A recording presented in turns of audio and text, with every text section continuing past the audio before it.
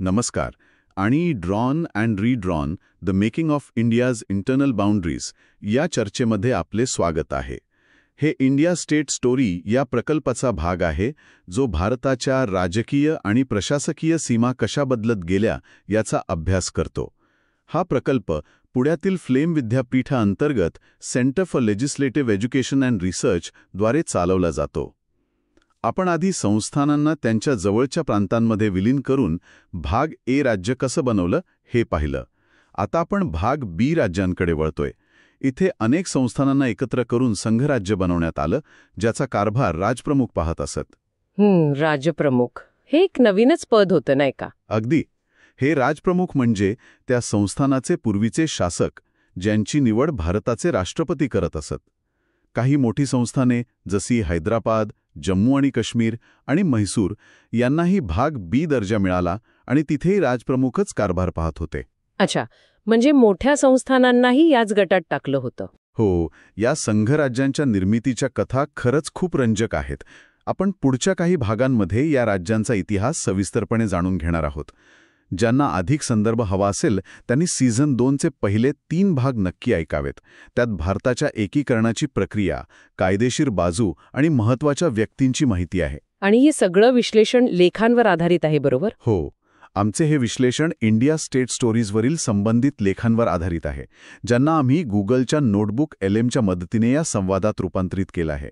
लेखांची link show नोट्समध्ये मिळेल. आज आपण अशाच एका मोठ्या आणि महत्त्वाच्या संस्थानावर लक्ष केंद्रित करणार आहोत, हैदराबाद. हो, हैदराबाद. ब्रिटिश भारतातलं प्रमुख संस्थान म्हणून ओळखलं जायचं. आणि भारताच्या स्वातंत्र्यप्राप्तीनंतर हैदराबादने स्वतंत्र राहण्याची इच्छा व्यक्त केली. त्यामुळे एक अत्यंत गुंतागुंतीची आणि संवेदनशील परिस्थिती निर्माण झाली होती. नक्कीच. या सगळ्या घडामोडींमधून भारताने नेमका मार्ग कसा काढला? चला, या माहितीच्या आधारे हैदराबादच्या विलिनीकरणाची कहाणी समजून घेऊया. तर हैदराबाद हे फक्त भारतातलं सर्वात मोठं संस्थान नव्हतं, ते राजकीय आणि आर्थिकदृष्ट्याही खूप महत्त्वाचं होतं. अगदी. याची सत्ता आसफ जाही घराण्याकडे होती, ज्याची स्थापना मीर कमरुद्दीन चिनकिलीच खान यांनी केली. ते 1713मध्ये दख्खनचे व्हाईसरॉय बनले. आणि 1724 पर्यंत तर ते मुघल सम्राटांपासून जवळपास स्वतंत्र झाले होते. हो, पण गंमत म्हणजे 1858 पर्यंत, म्हणजे थेट ब्रिटिश राजवट सुरू होईपर्यंत निजामांनी मुघल सम्राटांशी केवळ नाममात्र निष्ठा ठेवली होती. अगदी खरं आहे. आणि ब्रिटिशांशी त्यांचे संबंध 1798च्या एका करारानं निश्चित झाले. तोच तो सबसिडियरी अलायन्स किंवा तैनाती फौज पद्धत, बरोबर? हो, अगदी बरोबर. यानुसार काय झालं तर निजामांना त्यांच्या राज्यात तैनात असलेल्या ब्रिटिश सैन्याचा खर्च उचलावा लागे. म्हणजे स्वतःच्या संरक्षणासाठी दुसऱ्या सैन्याचा खर्च करायचा. हो, आणि परराष्ट्र धोरणावर ब्रिटिशांचं नियंत्रण आलं. याचा थेट परिणाम असा झाला की निजामांची स्वतंत्रपणे मित्र निवडण्याची किंवा परराष्ट्र संबंध ठेवण्याची क्षमताच संपली. म्हणजे ते एकाकी पडले. अगदी. आणि ब्रिटिशांनी अनेकदा हैदराबादच्या अंतर्गत कारभारात हस्तक्षेप केला. उदाहरणादाखल 1902 मध्ये बेरार प्रांत, तो कायमस्वरूपी भारत सरकारला भाडेतत्वावर द्यावा लागला. अच्छा. जरी कागदोपत्री निजामांचं सार्वभौमत्व टिकलं तरी प्रशासकीय नियंत्रण गेलं होतं. इतकंच नाही तर 1919 मध्ये लॉर्ड चेल्म्सफोर्ड यांनी निजामांना स्पष्ट शब्दात बजावलं होतं की राज्यात गैरकारभार झाल्यास भारत सरकार हस्तक्षेप करू शकतं. अरे बापरे, म्हणजे स्वातंत्र्य नावापुरतंच उरलं होतं म्हणायचं. हो, अगदी. तैनाती फौजेनं एका अर्थी निजामांना राजकीयदृष्ट्या पंगू केलं होतं. आणि भौगोलिकदृष्ट्या बोलायचं झाल्यास हैदराबादची जागा पण मोठी विलक्षण होती. हो ना. त्याला अनेकदा भारताच्या पोटात वसलेलं राज्य असं म्हटलं जायचं. कारण ते पूर्णपणे भारतीय भूभागाने वेढलेलं होतं. इथे मराठी, कन्नड आणि तेलुगू भाषिक लोक मोठ्या संख्येनं राहत होते. त्या काळात संस्थानाची लोकसंख्या तब्बल 1.6 कोटी होती. आणि त्यांचं स्वतःचं चलनही होतं. हा तपशील त्या राज्याच्या मोठेपणाची कल्पना देतो. हो, आणि इथे एक मोठा सामाजिक आणि धार्मिक विरोधाभास होता, जो पुढच्या काळात खूप महत्त्वाचा ठरला. तो काय? शासक म्हणजे निजाम मुस्लिम होते आणि राजधानी हैदराबाद शहरात मुस्लिम लोकसंख्या लक्षणीय होती. पण जर आपण संपूर्ण राज्याचा विचार केला तर एकूण लोकसंख्येत 80% पेक्षा जास्त हिंदू होते, विशेषतः ग्रामीण भागात आणि तेलंगणासारख्या प्रदेशात. अच्छा, म्हणजे शासक आणि बहुसंख्य प्रजा यांच्यात धर्माचा फरक होता. हो, आणि याच पार्श्वभूमीवर राज्यात दोन परस्पर विरोधी राजकीय शक्ती वाढत होत्या. एकीकडे हैदराबाद स्टेट काँग्रेससारख्या संघटना होत्या. त्या काय करत होत्या? त्या जबाबदार सरकार आणि लोकशाही सुधारणांसाठी लढत होत्या.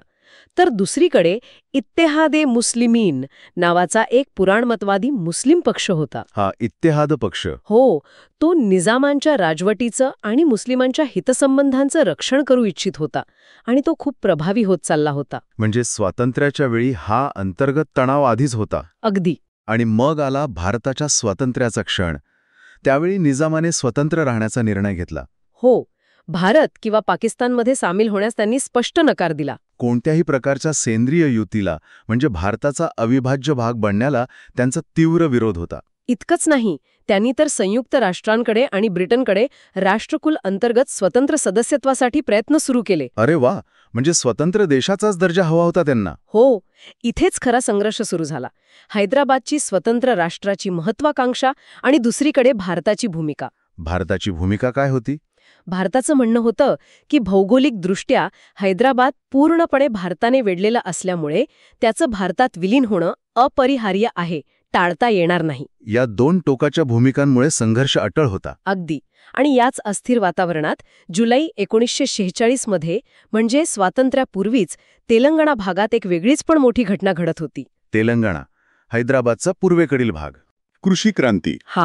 म्हणजे हा लढा तिथल्या जमीनदारांविरुद्ध होता, ज्यांना जमीनदार आणि देशमुख म्हणत, आणि थेट निजामांच्या राजवटीविरुद्ध म्हणजे निजामशाही विरुद्ध होता. अरे वा, म्हणजे एकाच वेळी दोन आघाड्यांवर लढाई सुरू होती.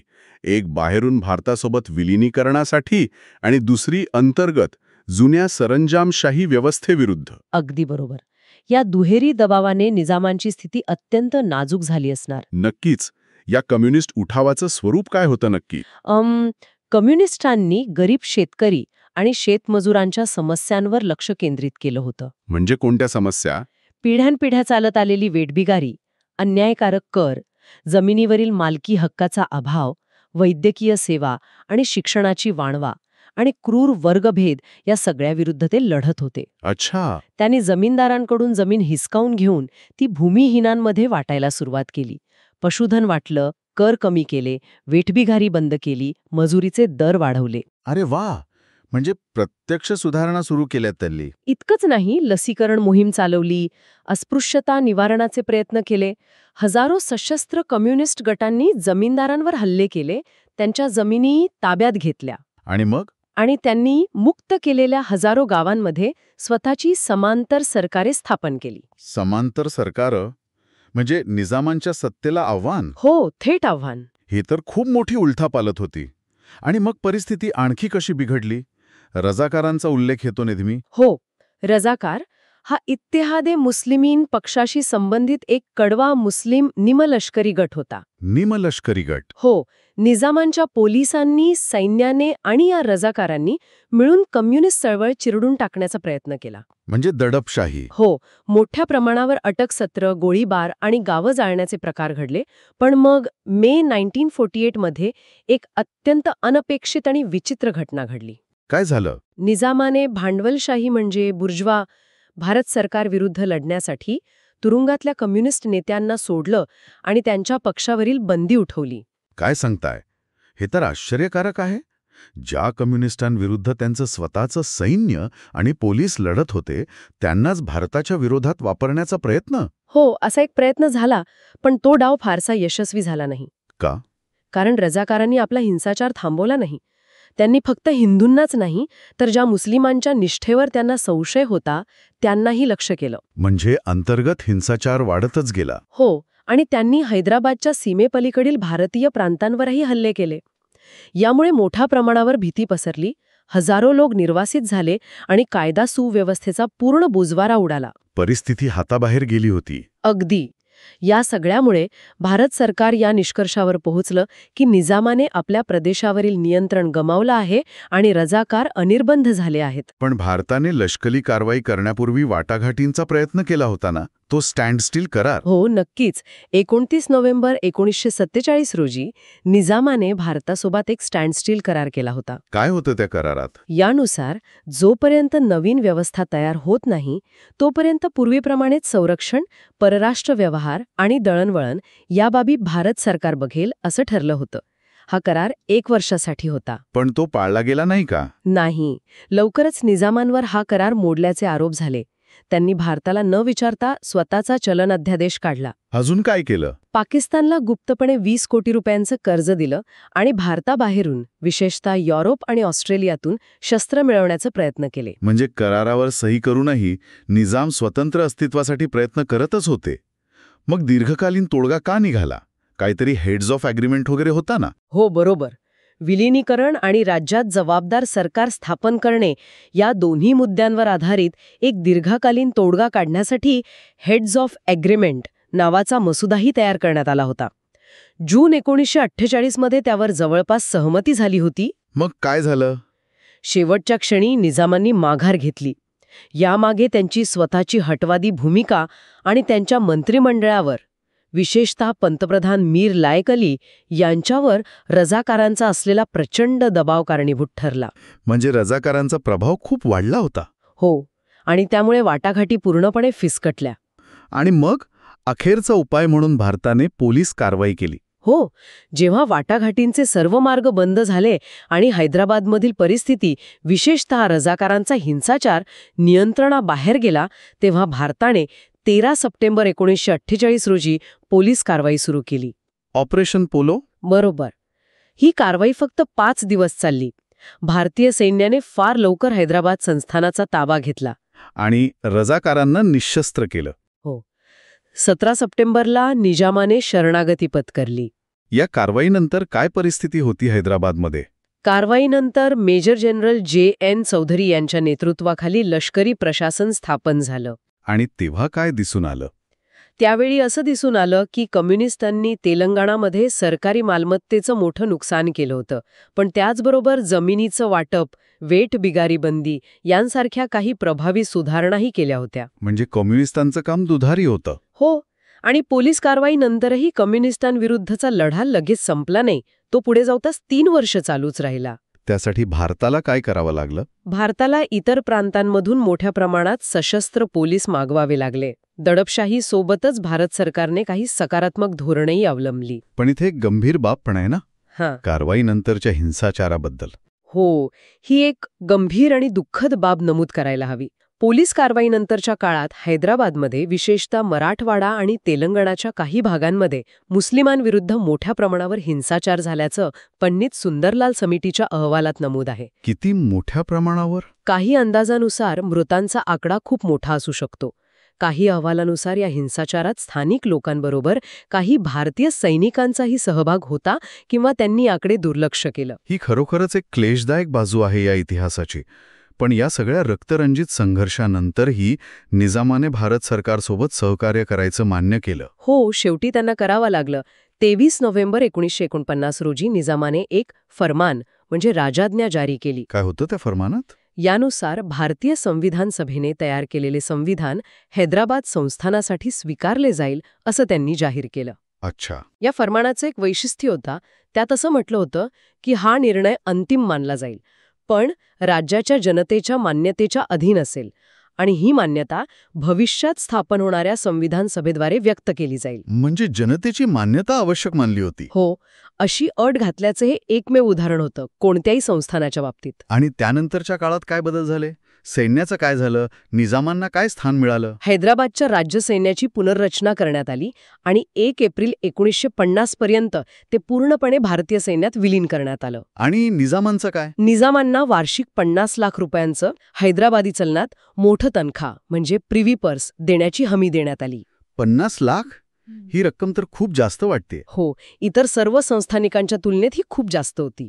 त्यांची खासगी मालमत्ता आणि इतर विशेषाधिकारही कायम ठेवण्यात आले. आणि सर्वात आश्चर्यकारक गोष्ट म्हणजे इतका संघर्ष आणि लष्करी कारवाई होऊनही त्याच निजामांना 26 जानेवारी 1950 रोजी हैदराबाद राज्याचे घटनात्मक प्रमुख म्हणजे राजप्रमुख म्हणून नेमण्यात आलं. काय सांगताय? हे खरंच खूप अनपेक्षित आहे. ज्या शासकाने इतका विरोध केला, ज्याच्या विरुद्ध लष्करी कारवाई करावी लागली, त्यालाच राज्याचं घटनात्मक प्रमुख बनवणं? हो, पण त्यांचे अधिकार अर्थातच नाममात्र होते आणि ते भारत सरकारच्या नियंत्रणाखाली होते. यामागे काय विचार असेल बरं? हा एक महत्वाचा प्रश्न आहे. त्याचबरोबर सरकारने कम्युनिस्टांनी केलेल्या सामाजिक आणि आर्थिक सुधारणांपासून प्रेरणा घेऊन स्वतःचे विकास कार्यक्रम सुरू केले. म्हणजे कम्युनिस्टांच्या कामाचा सकारात्मक परिणाम झाला? हो, एक प्रकारे. यामध्ये हैदराबादमध्ये अत्यंत घट्ट रुजलेली जहागीरदारी पद्धत रद्द करणे आणि जमिनीच्या मालकी हक्कांबाबत सुधारणा करण्यासाठी एका कृषी समितीची नेमणूक करणे यांचा समावेश होता. याचा उद्देश काय होता? यामागचा व्यापक उद्देश सरंजामशाही व्यवस्था संपवणं हा होता. कारण अनेकांच्या मते, विशेषतः समाजवाद्यांच्या मते, निजामशाही संपल्याशिवाय आणि सरंजामशाही नष्ट झाल्याशिवाय भारतात खरंच स्वराज्य येऊ शकणार नव्हतं. तर हैदराबादचा भारतात सामील होण्याचा प्रवास किती गुंतागुंतीचा, संघर्षमय आणि अनेक अनपेक्षित वळणांनी भरलेला होता, हे या माहितीतून स्पष्ट होतं. नक्कीच. एका बलाढ्य संस्थानाची स्वतंत्र राहण्याची महत्वाकांक्षा, राज्यातलाच मोठा अंतर्गत उठाव, धार्मिक आणि राजकीय तणाव, आंतरराष्ट्रीय पातळीवरचे प्रयत्न, वाटाघाटींचं अपयश आणि अखेरीस लष्करी कारवाईनंतरचं विलिनीकरण, आणि या सगळ्यातून मार्ग काढत भारताने या मोठ्या राज्याला देशाचा भाग बनवलं. हे त्या काळातल्या राष्ट्र उभारणीच्या मोठ्या आणि आव्हानात्मक प्रक्रियेचं एक नाट्यमय उदाहरण आहे. नक्कीच. आणि तुम्ही जो मुद्दा मगाशी उपस्थित केला, तोच विचार करण्यासारखा आहे. कोणता? राजप्रमुख पदाचा. हो, संस्थानांचं विलिनीकरण कुठेच सोपं नव्हतं, पण विशेषतः हैदराबाद, जिथे शासकाने शेवटपर्यंत कडवा विरोध केला, जिथे अंतर्गत उठाव आणि बाहेरून लष्करी कारवाई झाली, त्याच शासकाला नंतर घटनात्मक प्रमुख म्हणून का स्वीकारलं गेलं असावं? हा प्रश्न खरंच विचार करायला लावणार आहे. कदाचित त्यामागे मोठ्या राज्याला शांततापूर्ण मार्गाने सामावून घेण्याचा प्रयत्न असेल, किंवा त्या पदाला फक्त नाममात्र ठेवून सत्ता पूर्णपणे लोकनियुक्त सरकारच्या हाती देण्याची प्रक्रिया सुलभ करण्याचा विचार असेल. असू शकतं. त्या काळातील नेतृत्वाने घेतलेल्या या निर्णयामागील धोरणात्मक आणि राजकीय विचारांवर चिंतन करणं आजही महत्त्वाचं ठरतं. बरोबर. हा प्रश्न आपल्याला त्या काळातील निर्णय प्रक्रियेची जटिलता आणि दूरदृष्टी दोन्ही दाखवून देतो.